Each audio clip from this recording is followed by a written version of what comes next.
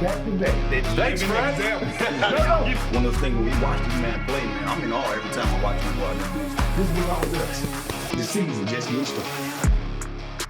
Commanders family, as always, we have a special show for you today. This is a Friday edition. Now, it was a tough one on Thursday Night Football as the Commanders dropped their second game in a row. We'll tell you what we learned from these last two games. Then, we have loved seeing the impact future Hall of Famer Bobby Wagner has had on this defense. We'll hear from the legend when he sits down with some of our legends.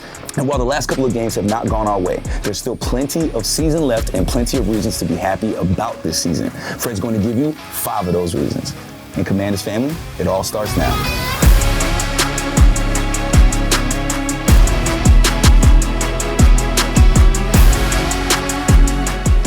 Welcome into Command Center, Commanders family. Brian Cooper Jr. here with Fred Snoop, Santana Moss, and Logan Paulson. Fellas, initial reaction to that really, really tough loss out in Philly.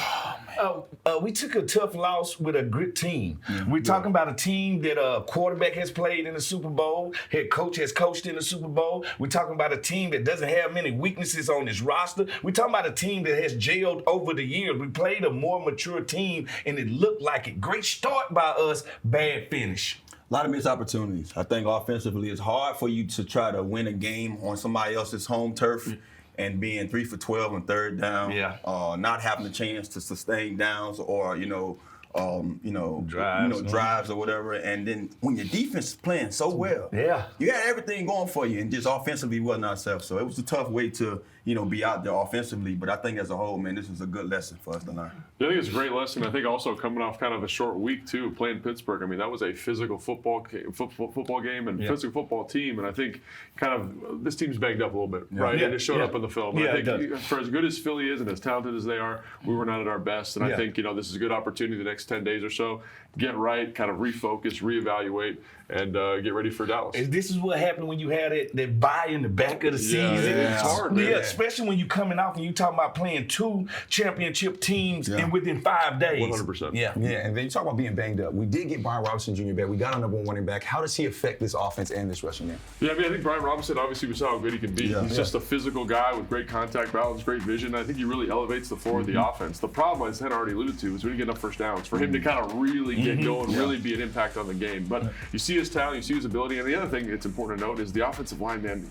They were playing so well earlier this year. They're still playing hard. They're still playing physical. They're just hurt, man. Just a hurt group right now. They need to get healthy to kind of maximize what he does. And Fred, 2 NFL games in 5 days. It's tough for anybody, let alone a rookie. How do you recommend Jaden Daniels gets through the grind of the season? Well, everybody want to bring up, is he hitting the rookie wild? No, I don't think he's hitting the rookie wild. I think he's just in that spot in the season where all 53 guys are hurt. Everybody has an ailment right now that they need to heal. And like I say, when you play, 10, 11 straight weeks of football, not even counting the preseason, I think it exceeds the body limit sometimes. And they needed this short break. And I know this ain't even our bye. Our bye still comes down the road, but they needed this short bye mentally, physically, and I think emotionally. And Fred, real quick, you mentioned that late bye. Does that play a toll into this, in this banged upness we're seeing, how hurt our guys are? Does the late bye play a toll in that? When we see that schedule for the first time, the first thing we're looking for is where is my bye? And when we see my buys in late November, December, Lord have mercy.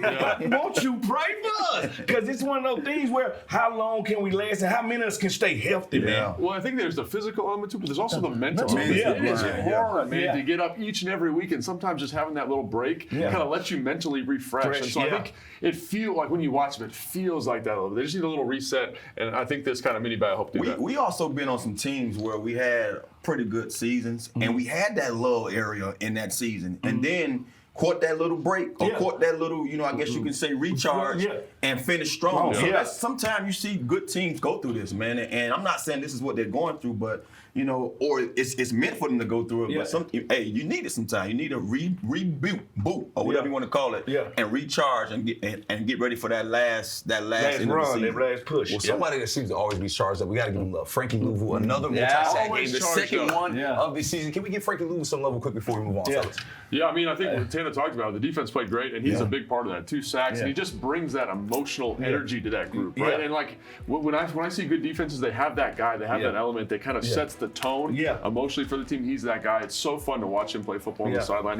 He's always bringing that kind of physicality, that mindset. Really special football player. Very animated. He that spark plug that needs to crank the car up. And it is nothing like watching Frankie Luvu go downhill. Like, you know when it's a blitz from Frankie Luvu, because you see this bird just shoot across the screen right there. And I think we're getting used to that. He's disrupted. You have to add him to the pass rush because he can make things happen that a lot of players can't make happen. He's what we call organized chaos at its finest. Sometimes I wonder if it's organized or not. I can see the guy just take his guy. You know, I'm going down. But he's a Tasmanian devil, man. I've been saying it from day one. He's one of those guys that whatever side he's on, he's tearing that side up. And fellas, we got a lot more to talk about. However, another member of our Command Center crew, Brian Mitchell, gave us his take on the loss right out from the field in Philly. B. Mitch has the best seat in the house, presented by SeatGeek. The most disruptive idea in ticketing, a ticket that works. Expect the expected. SeatGeek. My reaction to the game that happened tonight is that this team did not go out there and play from start to finish.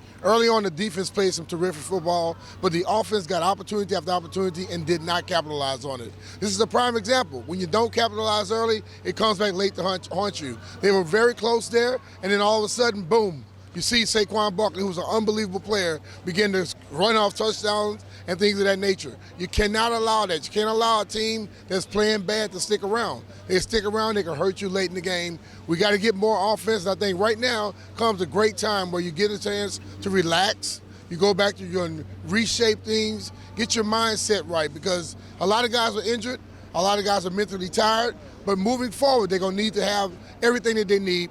This is a 10-day situation now where it's like a mini-bye. Come back healthy, regroup, and let's go out there and attack the rest of the season. Shout out to our guy, B. Mitch, manning that code out there with us in Philly. Now, let's take a look at our next 4 games for the Washington Commanders. We will be at home taking on the Dallas Cowboys. Then the following week, it's another home game against the Tennessee Titans. Then week 14, we finally get that bye week before week 15 when we head to New Orleans to take on the Saints. Here's what head coach Dan Quinn told us on the game plan about how this team is getting ready for this next stretch of games. And coach, before we let you go, like we said to start the show, 10-day stretch before we play the Dallas Cowboys. How do you plan to spend some of this time?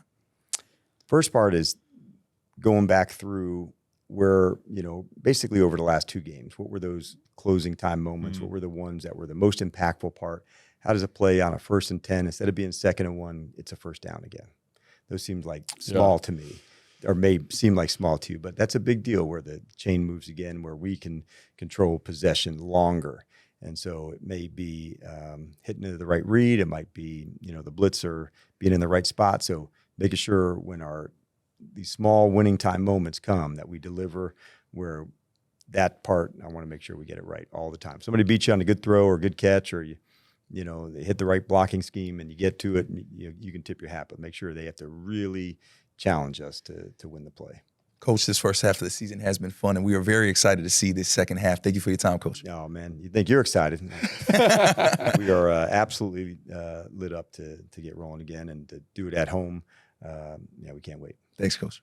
Always great to hear from Coach Dan Quinn. You can catch us every Sunday morning on game days on the game plan. Now let's get into this right now. You saw on the schedule, 10 days before we play the Cowboys. It's like a little mini bye week. We have a late bye week. How do you want to see our guys shake off these back-to-back losses, Logan? Yeah, I think for me, it's about getting healthy, and it's about I think for the coaches, it's about doing some self-scouting, right? And saying, like, this is what's been good for us. This is where we can be better. And so I think that's going to be the biggest factor is, can this team get healthy? Can we kind of figure out the pain points and then improve on those areas? And I think, like, when you look at the schedule, like, there's a good solid stretch here of winnable football games, especially if we're playing our best football. Yep, most definitely. And I think, when it comes to the players, just step away for 48 hours or something, just a mental refresh. It's been a long season already. We done had some high highs and we done had some low lows. This is this team's first time losing consecutive games. Yes, fan base, y'all getting a little spoiled. I understand. But what I want them to do is understand it's more than just what you do on the practice field. It's more than just what you do in the study habit. Sometimes you need to get a refresher, step away, step back in, ready and energized. Yeah, I think also one of the things I remember just being a part of teams that had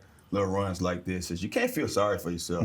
But you also got to cut some of the things that you're allowing to come into your life, especially around this time, out. You know what I mean? Sometimes you probably get more calls because you're winning. You know what I mean? More tickets because you're winning. People want to come up and see you. pump your brakes. Yeah. I got business to handle. And, you know, I think when those guys do that, you know, you'll see a different kind of. They got to finish what they started right now. This is what it's about. And Fred, you mentioned it. We're getting a little spoiled, right? We're 7-4 to get to this season. Now, how do we finish this season strong and still end with a winning record? One play at a time, one game at a time. The coaches and the offensive coach and the defensive coaches layering the stuff that we've already did. I think on the offensive side, people are starting to catch up with us. I don't think that's the thing. I think what we need to do is just expand what we're doing and start to really push the ball downfield again to bag some of these people out of the box. On defense, I think defense is getting better game in and game out. These guys are really coming to play. But can we, as good as this season has been, fellas, I don't think we've had that one perfect game yet. No. All right, where defense, special teams, and offense all show up at the same time. I'm waiting on that game. And fellas, when you're 7-4, you're not used to losing, right? Yeah. So now you got a lot of young guys in there that have had to experience back-to-back losses for the first time. Yeah. As leaders, as veterans, what are you guys saying to the young guys? I think for me, it's like this is part of the process. Yeah, man. What Fred said, I think is perfect. He's like, trust the process. Dan says it all the time. It's like you can't win 4 games from now. You got to win the play, you got to win the moment, got to win the rep, got to win the film room. All that stuff happens now. You can't kind of overextend yourself and overstrain. Like, let's just focus on what we can control, which is right now, and do it the best we possibly can. Yeah, mind over matter is everything. I mean, you got to go out there and worry about what's the finish, where you're trying to get to. You know what I mean? This process, you're going to have wins, you're going to have losses. You can't win them all. And if you're thinking about every loss, just like you thought about every win, then you're giving yourself no chance for later. Well, I also think if you learn something from the losses, then they're not losses. They're It's valuable. beneficial, right? Yeah. Like if you say, oh man, Philadelphia, that's a different caliber of team. Like how do we get to that level? And you take it and you kind of use it as a motivation. Like that's a productive thing. So can you take this loss and make it productive? I think would be the other thing to look at. And look, that's a great point because we're talking about leadership, but we have a rookie quarterback that shows a lot of leadership. Acts like he's been here before. We heard him talk after the game. He put it on himself. He said, not only me, but all of us, we have to do our jobs better. What is it like seeing your quarterback stand with poise like that, even in a loss? Well, I think that's awesome. I think, you know, I was obviously here with Robert in 2012, and he had a very different leadership style and a very different way of approaching that. And so it's always nice when the person in the position of power, they deflect, you know, the positive and they accept the negative. And I think it's great to see such a young player do that so reticently. Just be like, this is my role in the team and get that done. So really fantastic. And I think it shows that he's something special. You know, even though the play on the field was a little bit kind of lackluster, he'd probably be the first to admit that. The leadership, kind of the intangible stuff is always on display. Wise beyond his years. He had a similar condition that Tanner had when we came out called old man's disease. where they already there mentally, they understand, don't ever get too high, don't ever get too low. He understands the responsibility as a quarterback when we win, you know, tone everybody down. When we lose, pick everybody up. He understands the process. He's been well coached. And not only that, understanding that he understands how he can control the story. You know what I mean? You don't have to worry about him seeing every time, or because some of these guys watching. You know what I mean? Like I was telling you, talking to his mom the other day, I'm like, I didn't watch none of that stuff when I was a player. But these young guys watch it sometimes. It's in their face. And if you can control the story and put it on yourself, now you're going to get guys saying, you know what? Jaden Dayton stood up in the paint and said, hey, blame him for this. And now they changed. They rewrite everything they had to. They was planning to write bad about you and big you up. So I love it. I love him to say that. And Tanner, talking leaders, we have a hell of a leader in Bobby Wagner. You actually got to sit down with him on the Players Club. Let's check that out right now. It's time for our Can't Miss Moment, presented by FanDuel. Make every moment more with FanDuel, an official partner of the Washington Commanders. Bobby has given the fans plenty of can't-miss moments, both this season and throughout his career. Wagner has added a stable veteran presence to the Commanders' locker room and helped set the standard and create the culture head coach Dan Quinn is working to establish. Bobby has been a leader on the defense and a mentor to Frankie Luvu and Jaden Daniels. This legend took some time to sit down with our legends on the Players Club. This week, check it out.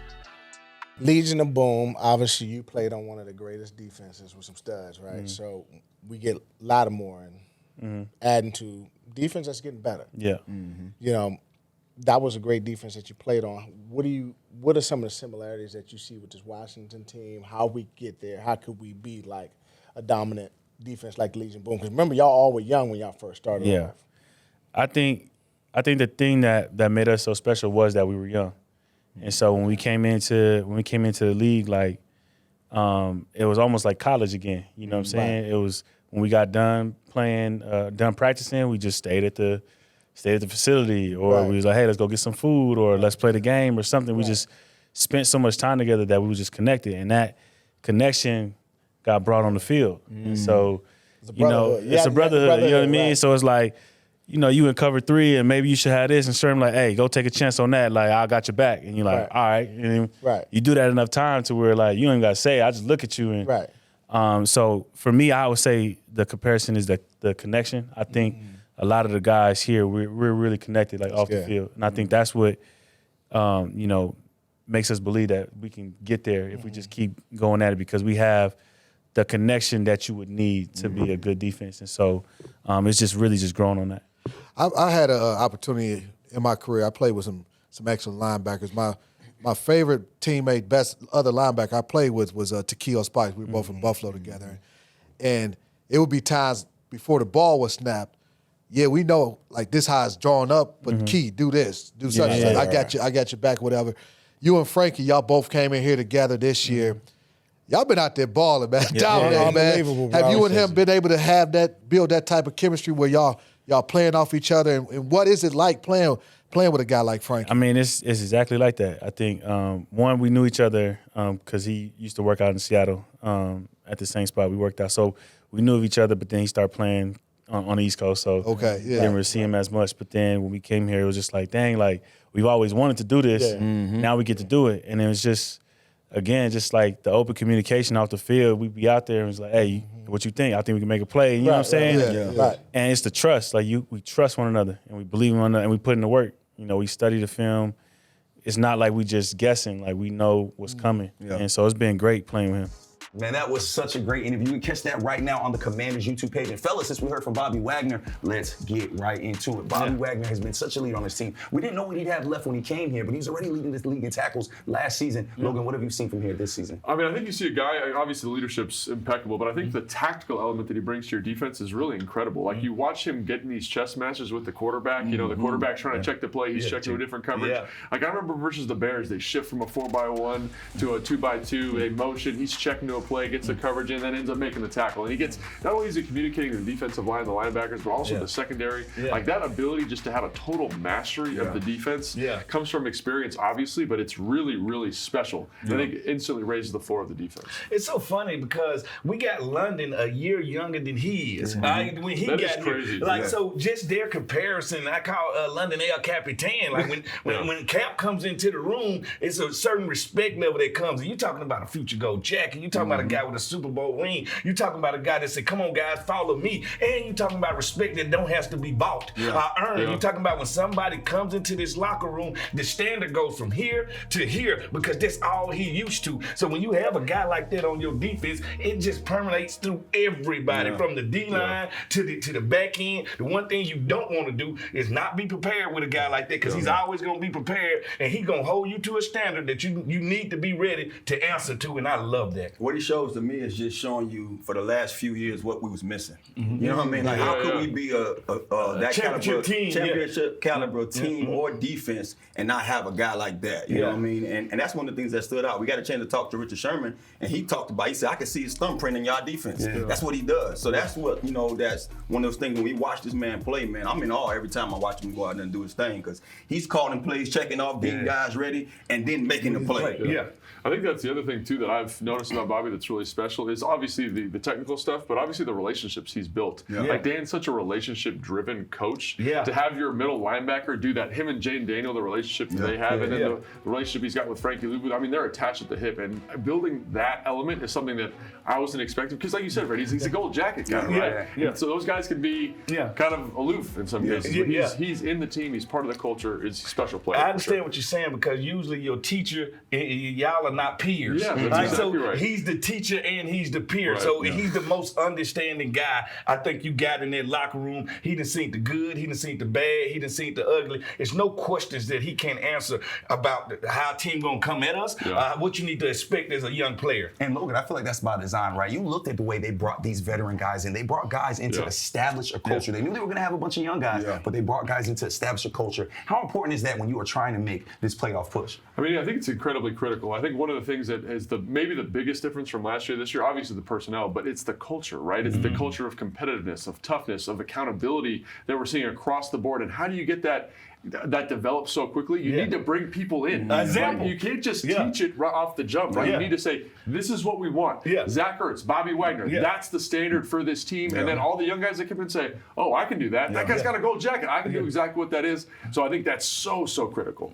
Most definitely, he's right about it. Like that Thanks, living Fred. example. Getting along today. Because so many coaches preach what they want, but they ain't got no example for me to look at. So when you got an example for me to look at, and especially when Coach Quinn can say, yes, I had this guy when he was a rookie, and I built him up from here to right now, and this is the type of guys that I want, and this is what I expect from the guys that's on my team. Yeah, so many teams, get it confused by saying, I'm going to bring this coach in here, and he's going to teach you guys how to. You don't learn that way. A lot of guys are not. I've sat in meeting rooms with guys. They paid no attention to what the coach was saying. So you need a guy to be able to, like myself, kick him in the leg a couple of times, let him know, man, wake up. You know what I mean? Or do. And that's what these guys did. They built the culture of bringing guys in here that understand what they're looking for. And then now you see those guys that making sure that those young guys don't let me down. You know what I mean? I'm going to teach you what he taught me. Just don't let me down. Fellas, as we said to start the show, we are 7-4. That's second in the NFC East. But let's look at how the Commanders stack up in the NFC as a whole. So heading into the weekend, here's a look at the top 8 teams in the NFC. You see your Commanders sit at 5th with 7 wins. One of 2 teams in the NFC with 7 wins. A lot of competition here in this NFC. And Fred, when you have 7 wins, there's a lot to be optimistic about. Maybe even 5 things to be optimistic about. 5. Let's do it. This is the top 5 presented by UA Local 5 Plumbers, protecting the health of the nation's capital since 1890. Fred Smoot here, and I give you my 5 reasons for the fan base to relax. Whoa! Understand this. Replace the Pittsburgh Steelers. They got a Super Bowl coach, a Super Bowl quarterback. They got a Super Bowl defense. Relax. They come out here by the hairs on their chin. We lost to Philadelphia. I hate the whole state of Pennsylvania. You understand? Rocky not real. But understand this too. They got a quarterback been to the Super Bowl. They got a head coach been to the Super Bowl. They are established, a little bit more established than us. So please relax. 3. We ain't had nobody yet. Everybody else in the league didn't have a bye except us. So our guys are playing. Relax, guys. 4. Understand this. We started out fast, and now we lost 2 games back to back. Y'all getting a little spoiled last time. My checks. We're getting a little spoiled. Don't you think? 5. What I need you to do is this. Relax. All right? Just relax. It's all up to us, baby. This belongs to us. The season just getting started. And on that note, Commanders family, we don't got to say anything else. We'll be back with your regular scheduled programming next Thursday for Command Center. Until then, for Brian Kruger, Santana Moss, Fred Smoot, Logan Paulson, and Brian Mitchell, we out. 5.